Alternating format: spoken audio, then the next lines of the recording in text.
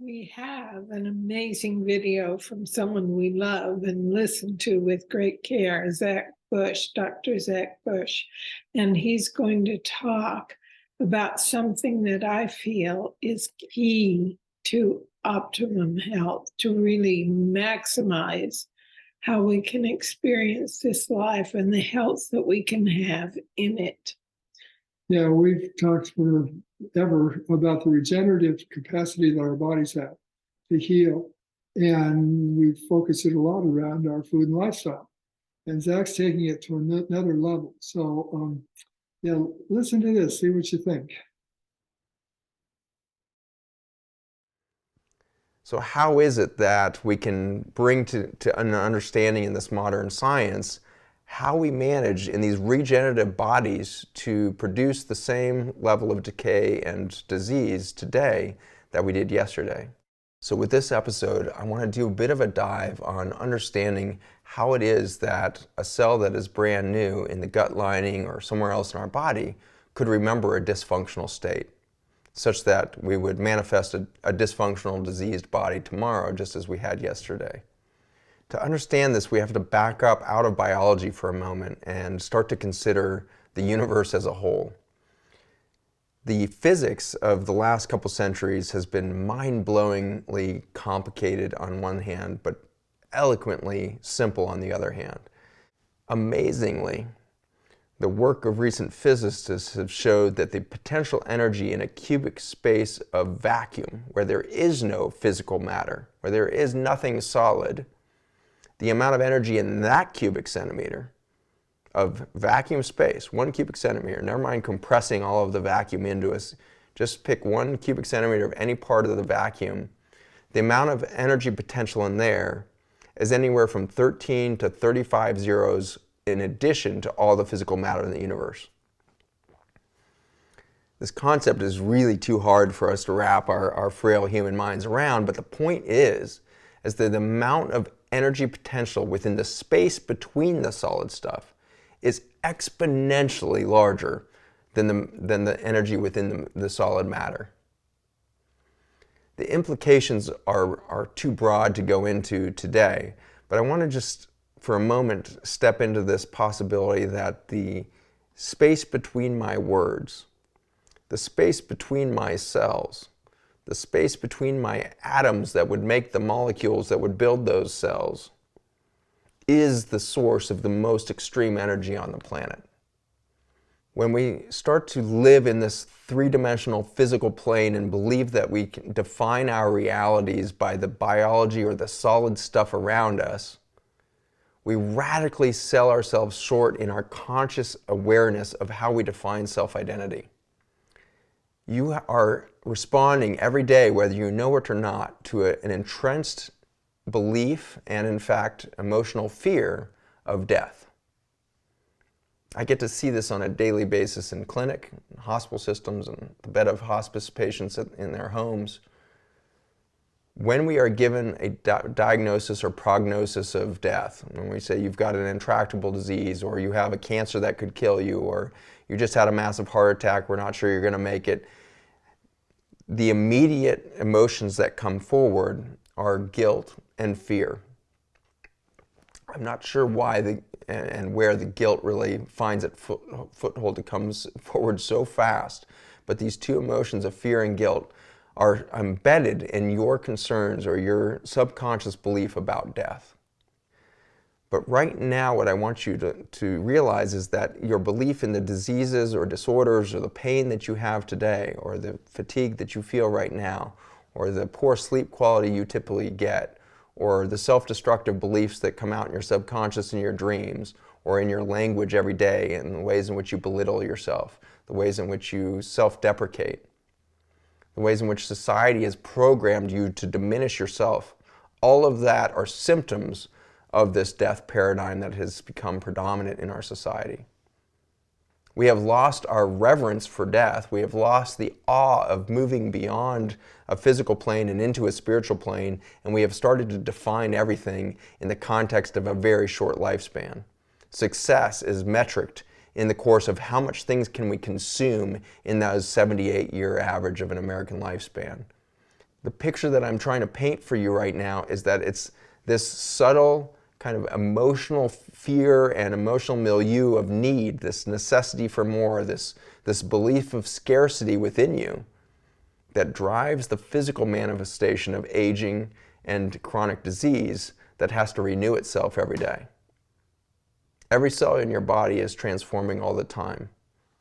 The detriment that we serve through the energy that we amplify through our bodies and experience in the realm of emotions, especially around these negative, self-deprecating, self-diminishing emotions of fear, guilt, inadequacy, that incredible sense, I am not enough. These are so violent in the way in which they perturb the original structure of the universe, that vacuum space that defines your physical structure, that becomes the hard drive that would then predict the misbehavior or dysfunction of biology day after day, week after week, month after month. So how would it that somebody with inflammatory bowel disease and complete immune disarray in the gut lining 3 days later is still manifesting the same level of disease in that gut, despite the fact that it's a brand new gut, every cell reborn? It's because in the electromagnetic field, in the vacuum between those spaces that you hold, you have imprinted a memory of trauma, emotional or physical, but more typically some combination of the both. You are a hard drive, you are a memory tank for trauma. And the emotions that you tie to those traumas are the things that really bend space and time the most severely. And so when we think about how are we going to break humanity free, how are we really going to move to a point that we are going to stop manifesting more chronic disease with every generation? We are going to have to tap into this regenerative potential through the loss of memory. The memory that we hold, again, in the electromagnetic field is the state of perturbation of our perfection, our regenerative capacity. We are going to have to forget the trauma, which means that we're going to have to stop defining ourselves as victims, defining ourselves by our traumas, by our diseases. If I go ahead and hold on to that diagnosis of bipolar, or I hold on to that diagnosis of diabetes and let that be part of my sense of self, and I therefore define myself as such, or I have inflammatory bowel disease, those beliefs, entrenched with a sense of hopelessness around each of those. Hopelessness seems to be the result of a combination of fear of the unknown, fear of lack of control, and the guilt that comes from knowing that you could do different but you don't. That perfect storm is what will again wake that person up the next day with inflammatory bowel disease, bleeding from the bowels, inflammation, and the rest.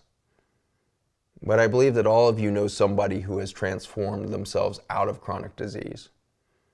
It is my hope that you know somebody who has been diagnosed with stage 4 cancer and then healed. Somebody who has been diagnosed with chronic major depression, anxiety disorders, and then heals.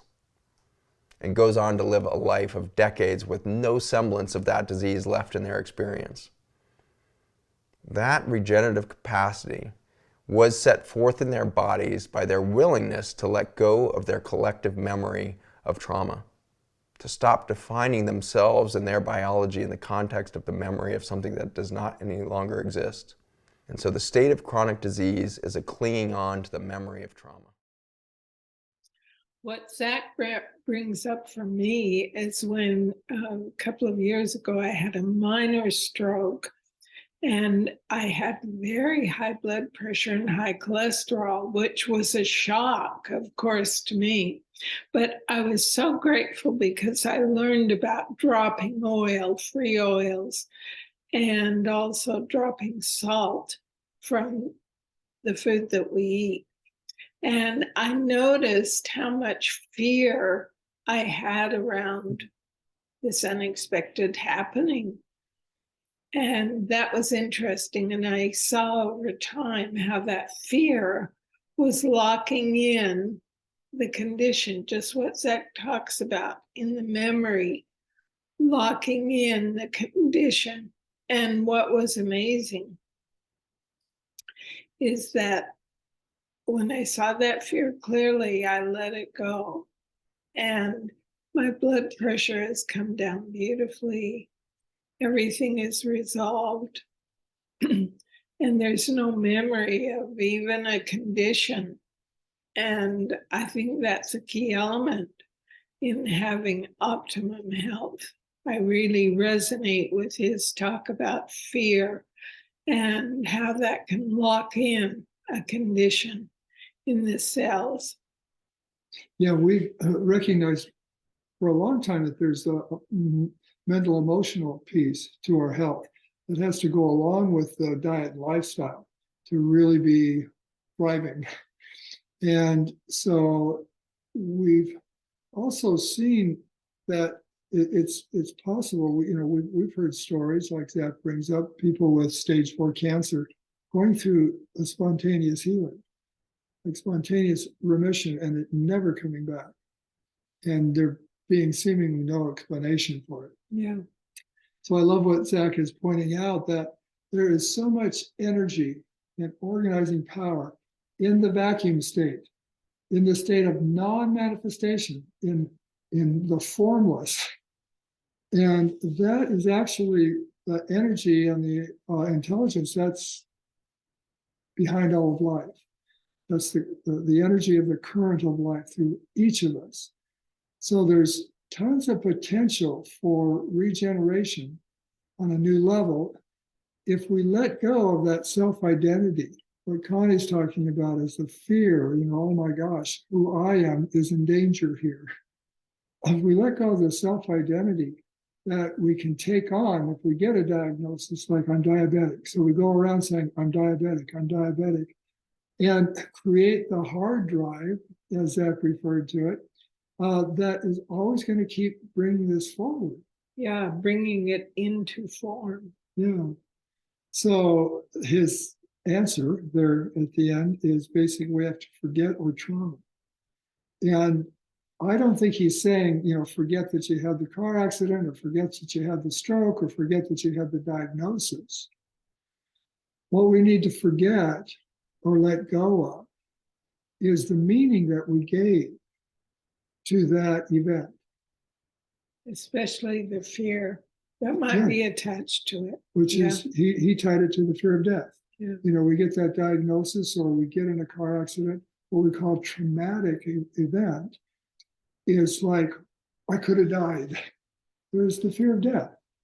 And so it's all so subconscious that we're not aware of it, but it makes sense to me how it could definitely drive chronic conditions.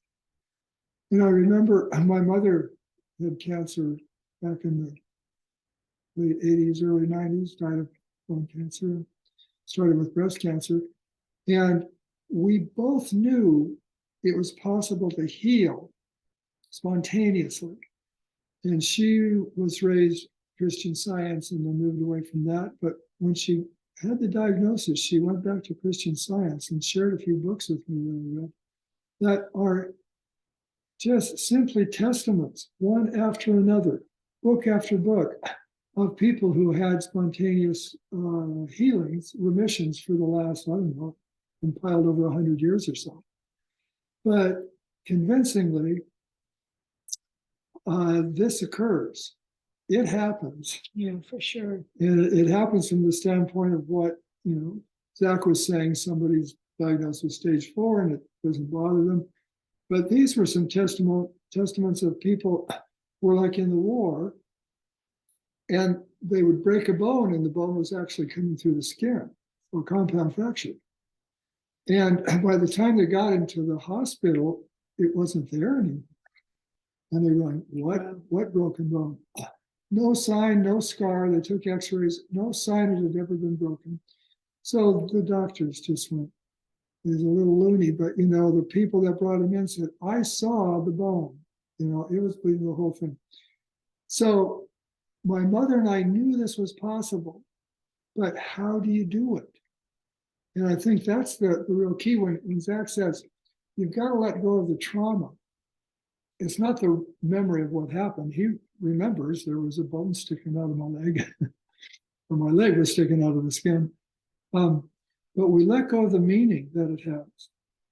The common thread to almost all of those stories was that each individual said, for a brief moment, it's like, I just was in this space of white light, or I felt I saw God.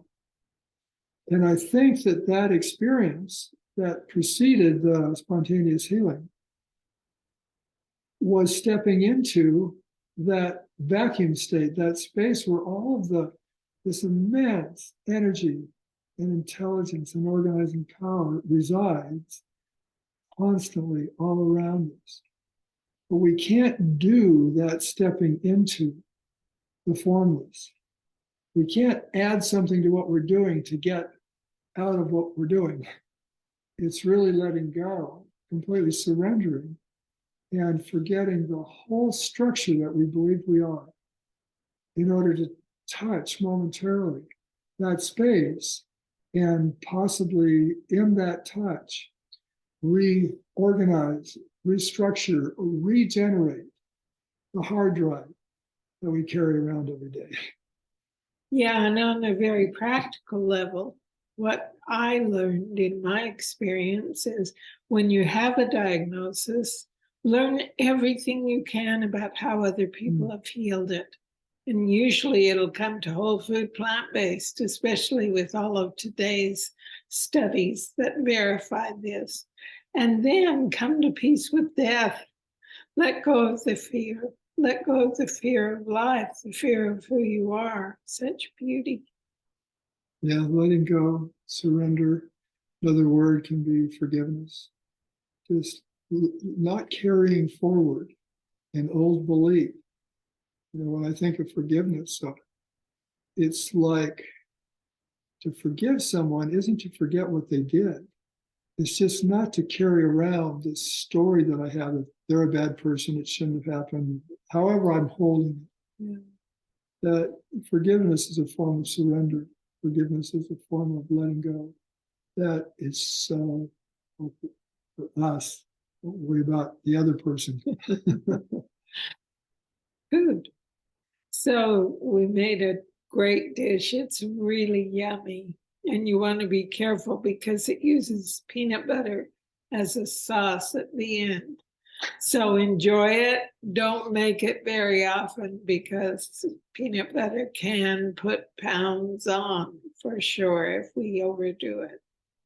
We're kind of extreme about our whole thing about low fat.